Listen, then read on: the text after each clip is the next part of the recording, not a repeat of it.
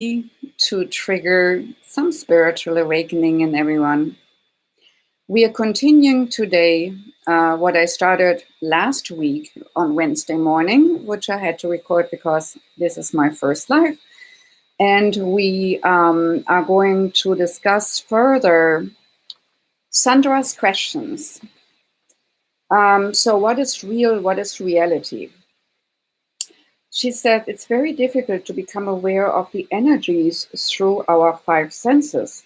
What are our additional senses which we have never been noticed or used before? How can we start using them?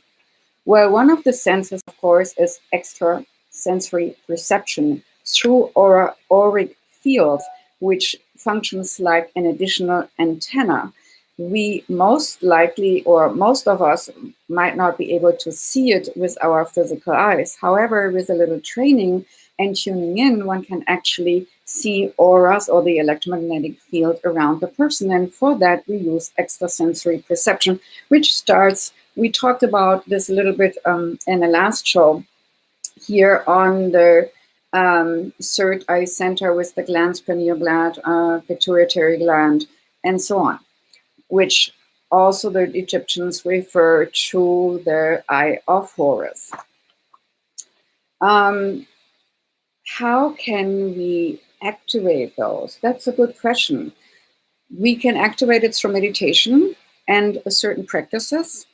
The certain practices I would recommend have to do with envisionment, because we want to get our mind out of the way so that we can go beyond the mind and beyond the mind body. You know, we have physical body, emotional body, mental body, the mind, and, you know, ethereal body, spiritual body, and so on. There are some other bodies we can discuss in a later time.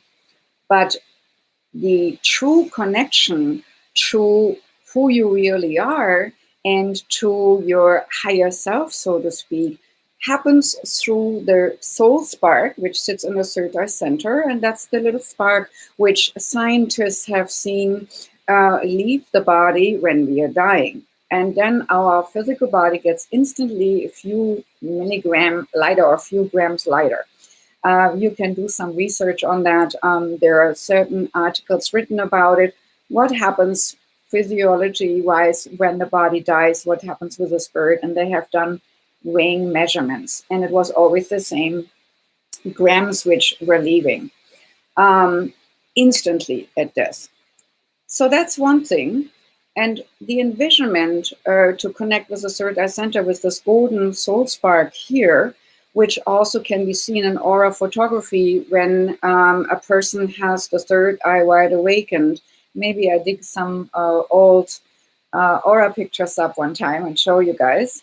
Then we see here a golden glow. And that's where the saints are painted with a golden halo, because the saints were soul aware.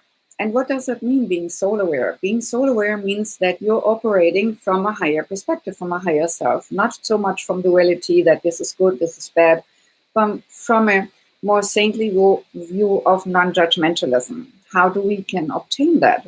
Begin by meditation. My recommendation would be to open the gateway of soul through the always and ever existing soul strand.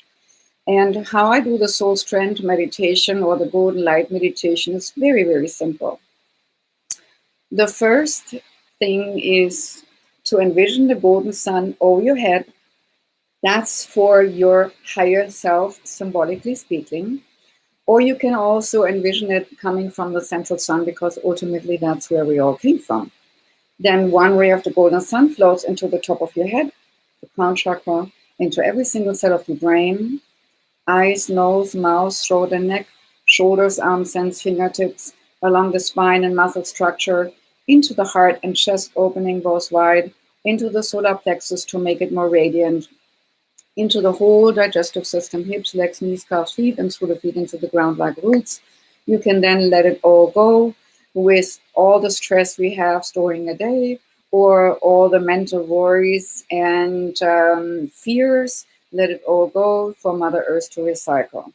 And if you want to be more conscious about what we send to Mother Earth, sending her conscious love with the golden strand from our higher self, from our divinity point, and bring it through the Earth Star, that's the star under our feet, connecting us in a loving, divine way with Mother Earth, and then sending the root systems through our feet, the golden roots through our feet, into the core center of Mother Earth.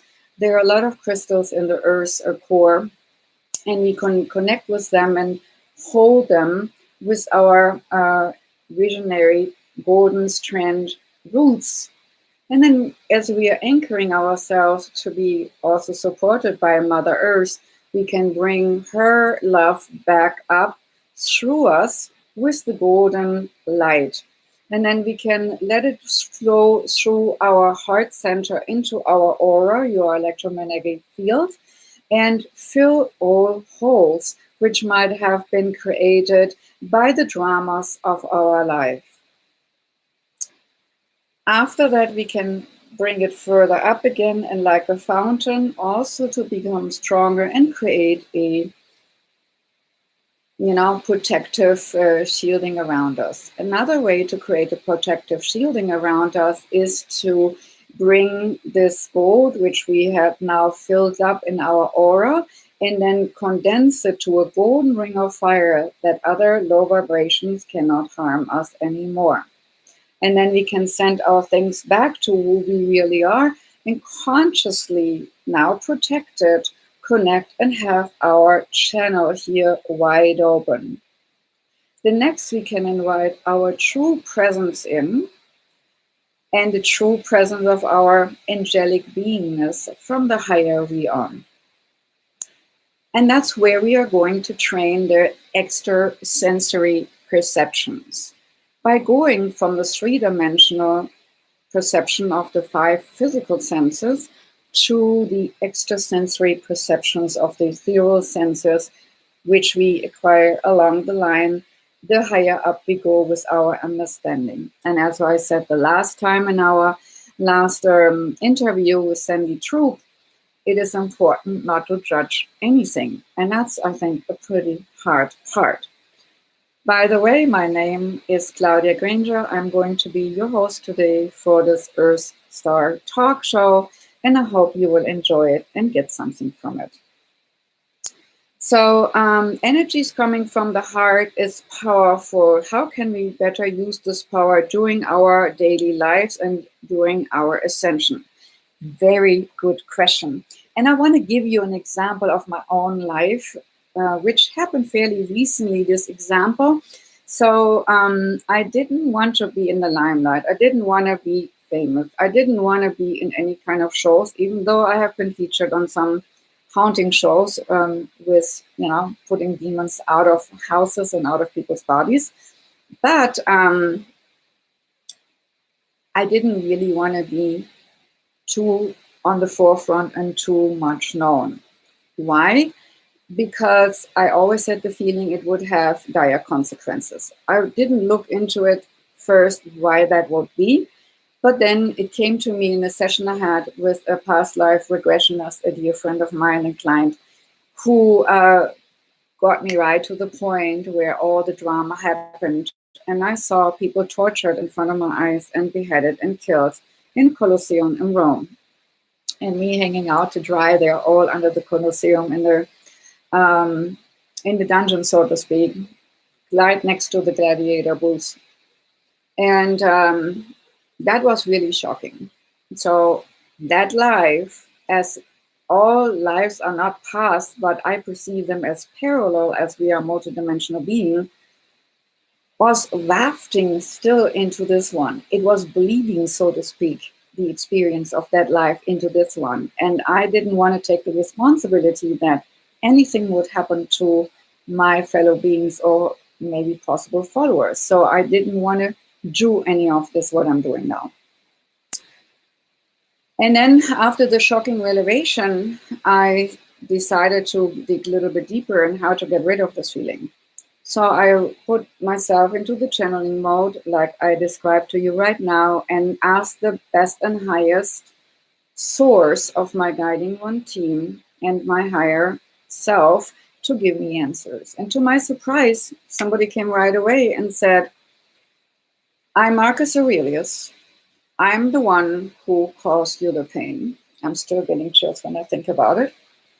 And I want to help you with your endeavors in this lifetime to bring the message out you're supposed to do and to trigger awakening in people. But you need to understand that we agree to this exercise of prosecution so that you understand people who feel prosecuted, who feel depressed, who feel in drama, who feel in polarity, who feel in a very bad spot in their life. You agree to this. You agree to this prosecution to understand the darkest of the human nature when we are getting really mean to each other, even though we are co-fellow beings. And after that, he said, I will help you to rectify this because I need to balance it for my own soul ascension. And I'm helping you. But to be able to help you completely, I need to have your forgiveness. And the picture in our mind about how Marcus Aurelius looked like, the Emperor of Rome at the time, was very clear. So I gave him my love and I said, I forgive you and I forgive myself for what happened in our conflict. And I repeated it 3 times and really felt it. And in this moment of feeling it, I could realize that something was lifting from my shoulders. I got lighter. And even in this moment, speaking here to you, I feel a lightness. I feel a divine connection. I feel the love of this person who has persecuted me in another lifetime, now supporting me and standing right behind me and having his hands on my shoulder saying, it's all good. You will get your job done, which you came here to do.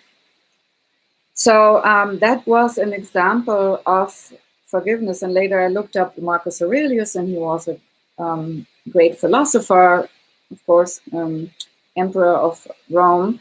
But he was also a biggest persecutor of the Christian faith at the time, because he thought the mass of Christian was a threat to his authority, because they, focused on a different authority, which was a little higher up. So beside the heart and mind, there are more energy centers in the body. How can we activate them? Sandra, I think I answered that. My all-around meditation with the golden light would be, I think, the all-around best one, including, of course, breathing. When we do not breathe, we cannot bring energy in our body, and then we don't have anything to expel and make our energy wider. The golden light meditation, you can fill the golden light bubble of your aura and then widen it and widen it and widen it and widen it. And one of my How to See Your Aura classes, I let my students expand their golden light aura into the room, into the city, into the country, around the globe, into the ethers, and as far as I can imagine, to really expand their energy field on all levels, and then let it gently come back again to their natural aura self. She then had another very interesting question about fish and can fish survive in the air? Can humans survive in the energies? She talked about possibly, the convergence. Can fish who are natural in water and are not even aware of water, and we are natural in air, we are not even aware about, that we are in air, we are not thinking about it constantly. But when we humans are in water, then we have to do something about it, then we have to be mindful. Can we breathe underwater? Most likely not, if we do not have any help. Well, even though there are exceptions. But a fish in air, can they be living on air? So she talks about this border perception. And so she asked, is it possible for the fish and the humans to meet where the water ends and the air starts? Is it possible for the humans in the next level to meet where the oxygen ends and the universe starts? She said, I might sound a little crazy. I hope you understand what I'm trying to say. Yes, Sandra, I understand what you're trying to say. But I think I mentioned it in some of the other previous shows that it's not so much about the air and the water. It's all energy. And as your question comes from a point of three-dimensional sense, and we have a sense which transcends everything.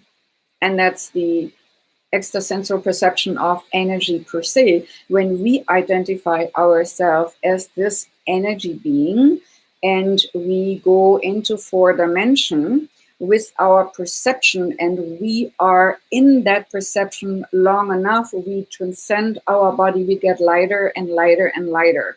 And there are some people who even through meditation and filling their body with light and certain breathing techniques can levitate. And so you be able to, with your mind force as power, when you are in the vastness of all there is, ultimately when you go to your higher self, and I think Joe Dispenza describes it as the intelligence of existence or something like that, then we are connected to the fields. We connected to all that is, we are connected to oneness. And when we operate that muscle of training to be in that state of mind, it's a certain mindset, but goes beyond. Actually, the mind can be a stepping stone to higher grounds. But when we let our judgment go, which the mind plays a big part of, the good and the bad and so on, and we go beyond, then we use that muscle of spirituality and come to the oneness point of understanding, the tip here of the triangle. And we climb the ladder of non-judgmentalism. And the less we judge, the higher we go. And here's the 0 point of non-judgmentalism, and we can go higher up. So to give that understanding a little bit to your question, I want to read a poem which I find wonderful, and it describes better that I could put it in wording exactly what I remember step by step about how we came down here. And it's exactly the opposite, how we can back up to go back to our oneness. And dear viewers, I hope you bear with me a little bit. And where I find this poem from is from a soul sister of my star group. She is Solara Anra, and her El Anra, sorry. And from her book, The Starborn, A Remembrance for the Awakened Ones. Lovely book. I love it because I get a lot of ideas for my clients from this. And I loved this poem because, again, it reflects exactly what we need to do in reverse to go back up into the higher dimension where the fish can breathe the air and where the humans can breathe the water on the higher dimensional perception. And there's another person I love to mention here. That's Anastasia from the Ringing Cedars of Russia.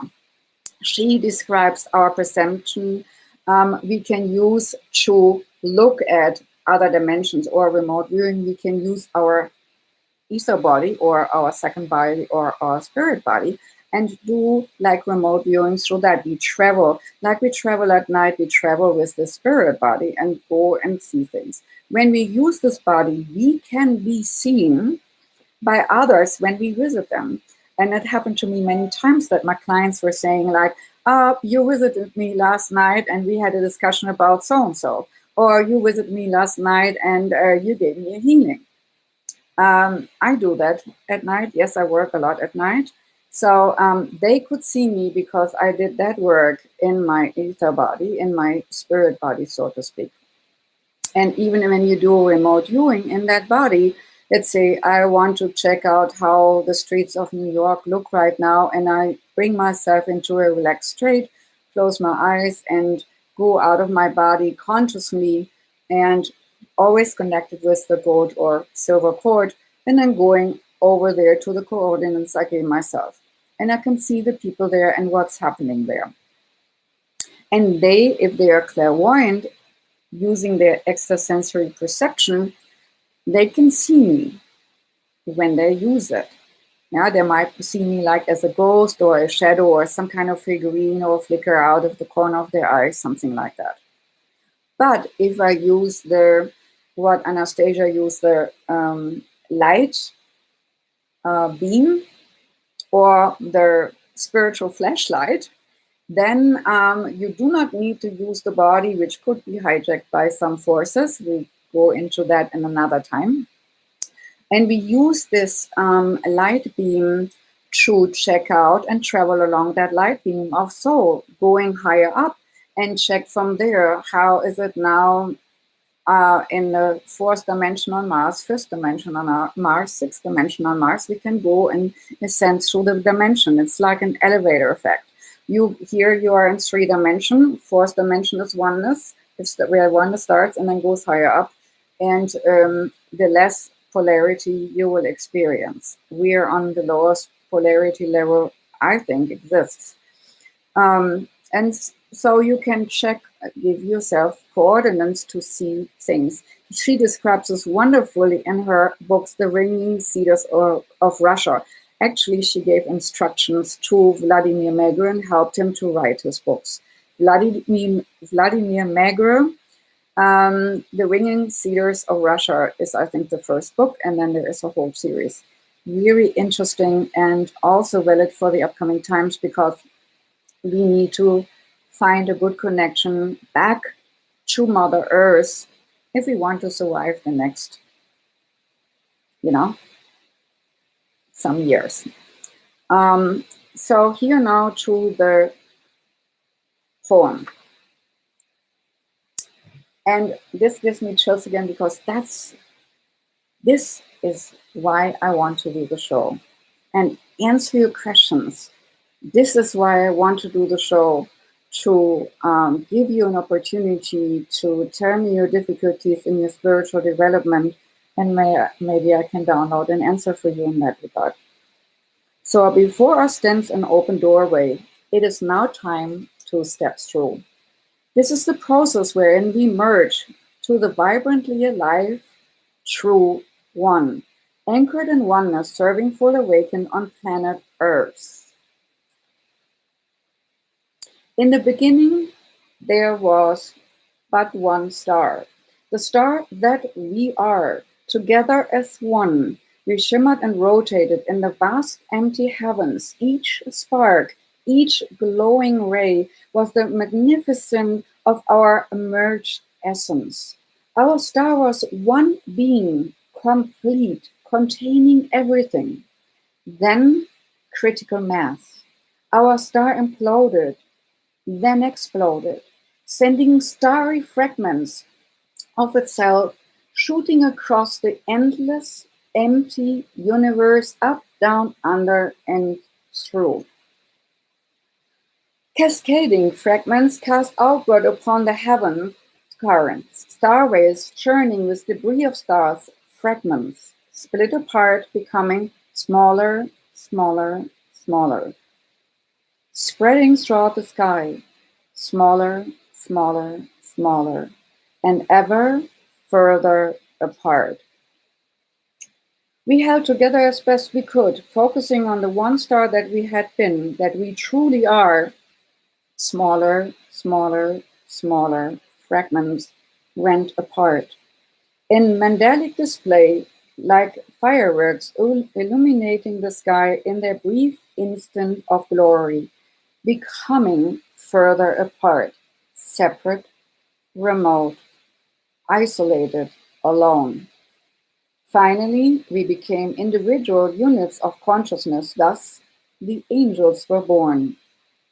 Possibly you remember now flying so freely through the celestial heavens, separate, yes, but limitless, still remembering our divine origin, united as one vast starry beings, all-encompassing love, flowing through us as we danced and played with our angelic brethren, all of whom were fragments of our one star. How could we not love those who are mirrors of our one being? Each of us simply a facet of that same shining crystal rays of one radiant star.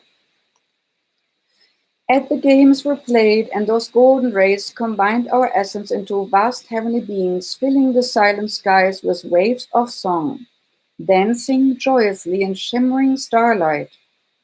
And when we merged our essences, making truest love, we sent rippling currents rocking the starways, birthing new galaxies, spiraling ever outward across the celestial seas.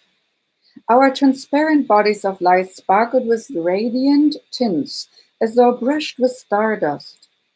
In truth, that's what we are. Remember, we are one star. Now we were winged, angelic wings that soared outstretched in the fullest flight, gliding effortlessly throughout the endless night. The glory of the freedom of those bygone times, so joyful and precious, now that we know, we chose to undergo. We chose to undergo. Maybe now you remember, as do I, the memory fills me with forgotten longing, banished tears raining down my very worldly face. Dare I speak of the call, that urgent summons to serve? So many of us responded and descended down to earth. At first it was child's play, angels openly creating on earth, birthing a new paradise, walking about with wings unfurled. Then, dear ones, I remind you gently, the second call sounded. The time of decision had come. Many of the angels departed quickly, returning to the celestial realms, while all of us who hear these words, we chose to remain and serve. Transmute matter. Merge the heavens and earth, transforming duality into oneness. Naturally, we assumed this could be completed effortlessly and quickly. But of course, that was before we had ever experienced the illusion of duality, time, and separation. Yes, the descendant into matter we remembered well, although long has it been veiled, hidden behind the mists of time. The brightest of us volunteered willingly for earthly service and received that lethal blow which blocked us into prison of density, of forgetting who we truly are. Our experiences of the fall are still carried by us today. Shock, betrayal, abandonment, deep sorrow, anger, and guilt lodged within ourselves and cellular memories waiting to be released. And remember, I just talked about the scenario with Marcus Aurelius, the Roman emperor, and me having now to release this memory through the forgiveness process. We forgot, dear ones, we truly did. Forgot our wings, forgot our star, forgot our divine origin, forgot we are angels, forgot our limitlessness, forgot that we are one. We judged ourselves severely, adding upon ourselves the weight of immense guilt and judgment. For had we not vowed never ever to forget the star that we truly are? Dearest starry brethren, please know within your hearts that this too was preordained. Forgetting was a necessary part of the process of transmutation of third dimensional matter that we ourselves had chosen to do. Judge not yourselves harshly. You have not failed your mission. Understand this and forgive, for you must love yourself. I want to read this again. For you must love yourself, that you may be healed and loved. We of the heavenly realms, we who have remained home, cradled in the heart of one, have utmost love and gratitude for you. We honor your sacrifice and service. We understand the reasons why you need no longer cry.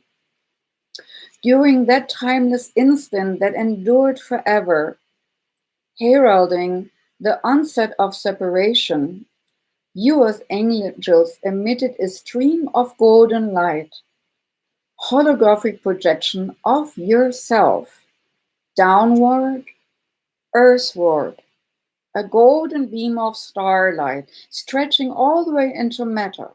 This was how you descended so far. A tiny star seed embedded itself into the density of Earth, sent by a shaft of golden starlight. This seed was the only part of you which needed to descend so far. Above in the starry heavens stood a huge golden angel watching over you. This angel is truly you. Only you have long forgotten that the part of you who incarnated was but a tiny fragment of the vastness of your full being. And that's why I gave you, dear ones, the golden light meditation that you could access and converse with and become and download the golden angel of who you truly are. You can start this process today. You do not have to wait tomorrow. It's so simple and it takes only a few moments of your time. At the moment of the star seeding of planet Earth by the angels, we experienced the sensation of splitting apart, of division, though in truth no separation ever took place. Yeah, because we put the blinkers on, like horses have blinkers to look forward. We just put that on to ourselves so that we would not be distracted from our vision. The golden beam which brought us here has ever remained in position. A golden cord always connects us to the star of one, from whence you have come, to which you shall return. The golden cord is really a ray of the shining star of one, the star of what we truly are. See, my beloved ones, that although we have long perceived ourselves to be far from home, we were never alone or separate or lost. We were never left the heart of the one. We are home right here, right now. That means when you connect with this golden light within you, when you connect with your third eye center, when you do the golden light meditation, the shaft of the gateway of the golden cord, you will feel better, even if you are in a deepest depression, if you feel so separated and lonely.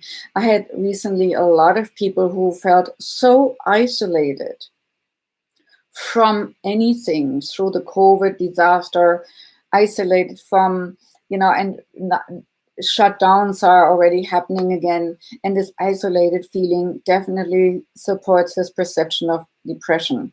But remember, you have all 90 seconds, every 90 seconds, a chance to change your perception. So maybe choose to do this golden light meditation every day to create a neurotransmitter pathway in your brain, because it takes 28 repetitions to do so. So this long golden cord has ever served us as our link between spirit and matter. And see, that's, Sandra, where your question comes in. This golden cord served as the transmitter, as the link between spirit and matter, heaven and earth.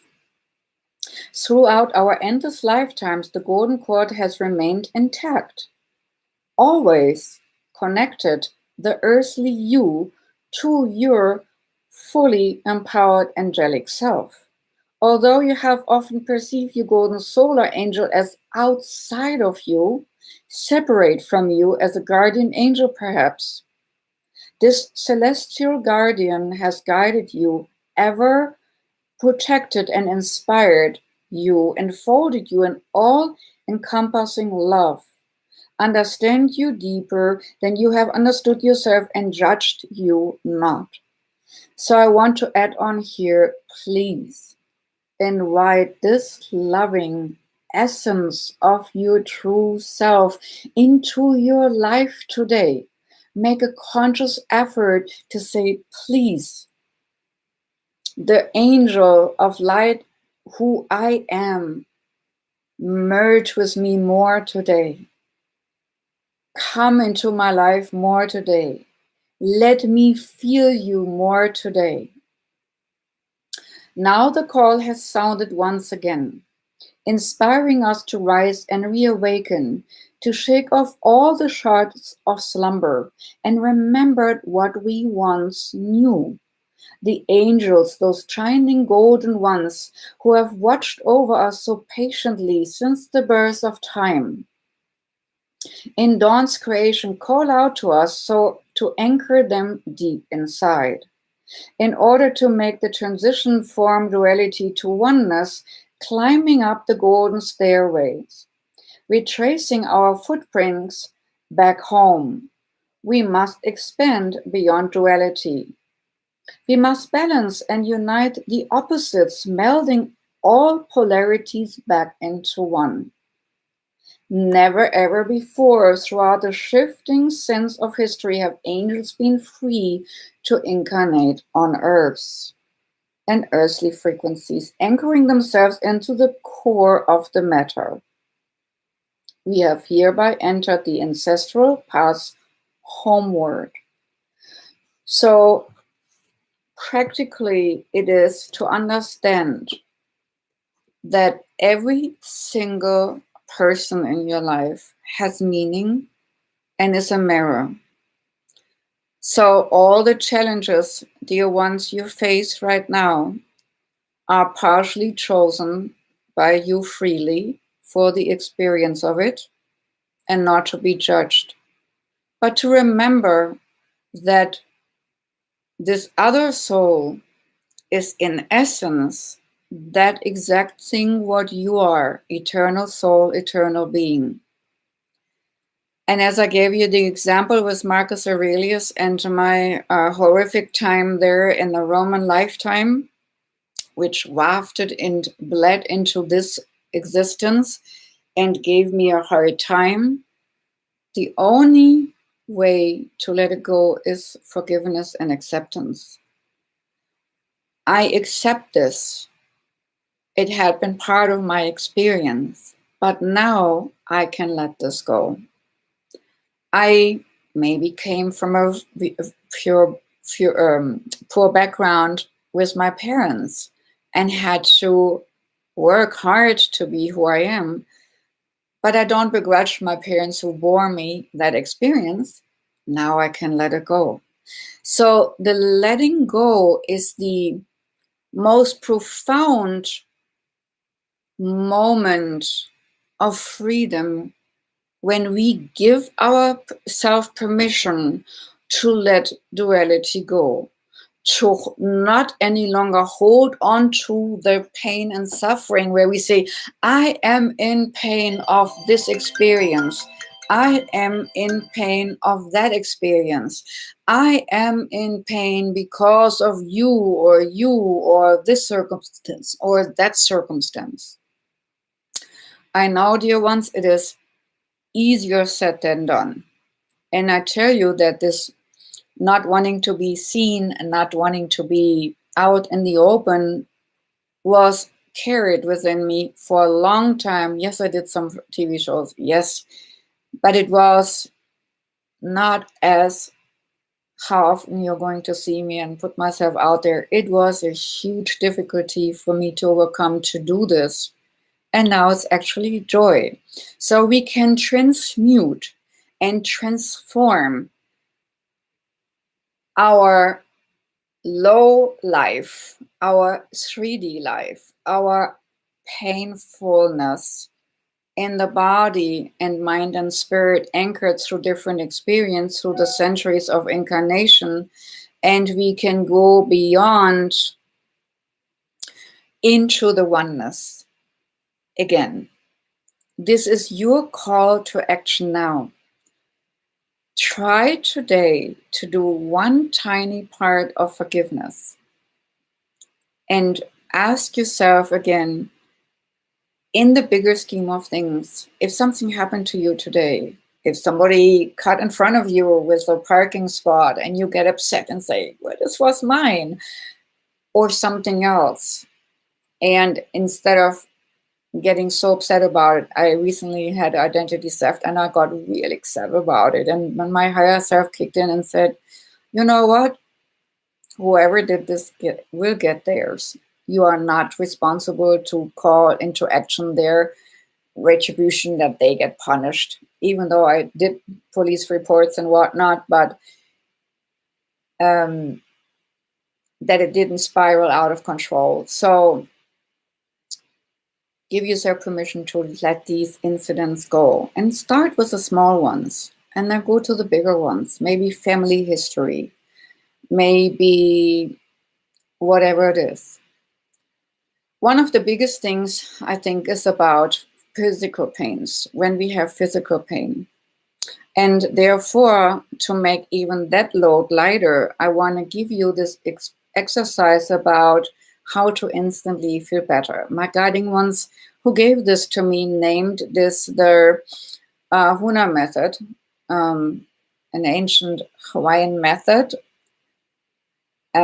The energies, what we're doing now is working with our physical senses in the brain, the neurotransmitter pathways in the brain. So here it goes. Let's say you have a pain in your shoulder or in your heart. It can also be an emotional pain. It doesn't have to be a physical pain. You give it a color, form, shape, and temperature to triangulate in the brain where this feeling is created. Color, form, shape, and temperature is located in different parts in the brain. And as you describing to yourself your pain area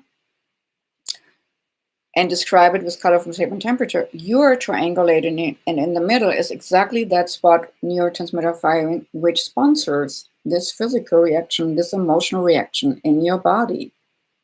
Then you do 21 rapid eye movements, meaning with closed eyes, you move your eyes to the very right, counts as 1, very left, counts as 2, and so on, 21 times with closed eyes.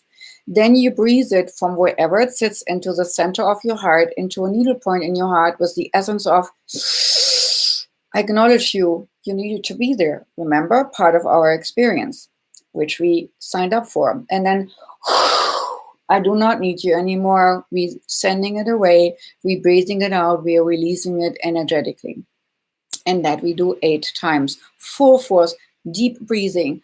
The more and harder you breathe, the more you let it out there. Suck it in to your awareness and let it out, because you cannot let anything go before you're really aware of it. Like me, I didn't know where that fear was really originating until I saw the pictures where it was originating in this parallel life and past life of people being slaughtered. My fellowship were slaughtered in front of my eyes. Really gruesome. Still sends me a little pain in my heart, but even letting it go as we speak. And then after this breathing process of this 8 times, we reconfirm again, no, I do not want to have the expelled energy back. And then ask, how often would we need this process till the energy blockage is totally gone? Let's say 3 times. Then you ask, today or daily. If it's a daily process, it signifies that it's a longer standing issue. And if it's just like 3 times today, it's not a big deal. But if it becomes, let's say, 21 times a day, then it's a really long, heavy load and a long-standing issue. And oftentimes when something like this happens, you have some other issue linked. So you might have to deflate one issue first so that you can deal with the other issue. But there is another scenario you can do after, and it's called the emotional release. That goes deeper and works through this point where you have the pain, suffering, or where your emotional pain sits, and you then tunnel through this emotional pain to see where it was really coming from. And that's where I saw these pictures. So I tunneled through the pain point and then saw these memories emerging from this past life. And then there are certain techniques I might tell you in my next life how to deal with this further. Or you continue with the Huna method, this instantly feel better method. You do your repetition until it really resolves itself. You can use it for migraines. You can use it for really deep pain structures. Try it out and see where that helps you, even with your depression maybe. For today, I say goodbye. And next time I'm going to talk in my next live on Wednesday morning at 8 a.m. Yeah, I know at 8 a.m. here, Sedona time. And now it's early and most people will work at this time, but you can always send me in questions. Please do not hesitate to give comments down below or send me questions either through the comments or through the email brilliance@claudiagranger.com or earthstartalk@gmail.com. It will definitely be handled and received. So next time we will do guardian angels, nighttime workers. How do soul empaths and guardian angels work together to prevent catastrophes? I think this is a really interesting theme. And all you empaths out there who wake up tired in the morning and do not know what is going on, just know that you did something at night, might want to watch the show, because it's going to be about guardian angels, nighttime workers. All right. Till then, have a great day. Bye-bye.